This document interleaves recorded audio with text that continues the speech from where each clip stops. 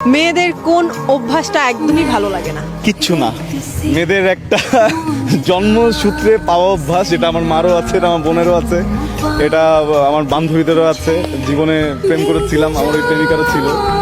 যদি জিজ্ঞেস করা হয় হঠাৎ করে চুপ করে থাকে, চুপ করে থাকে, কোনো কথা বলে না।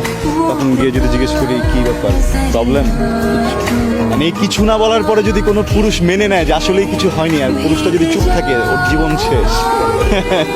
ওর জীবন শেষ। কখনো যদি কোনো মেয়ে, এটা আমার সকল পুরুষ ভাইদের জন্য বলছি, কখনো আপনার মা হতে পারে, বোন হতে পারে, স্ত্রী হতে পারে, প্রেমিকা হতে পারে, বান্ধবী হতে পারে, কখনো কোনো মেয়ে যদি দেখেন চুপ করে কোনো কর্নারে বসে আছে, মানে আপনি তাকে যদি জিজ্ঞেস করেন যে কী হয়েছে, সে যদি বলে কিছুই হয়নি, বিশ্বাস করবেন না।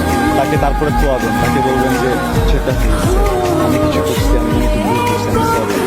এইভাবে মানে যদি ভুল নাও থাকে, একবার দুবার সরি বলবেন, দেখবেন ঠিক হয়ে যাবে। প্রশংসা করে দেবেন।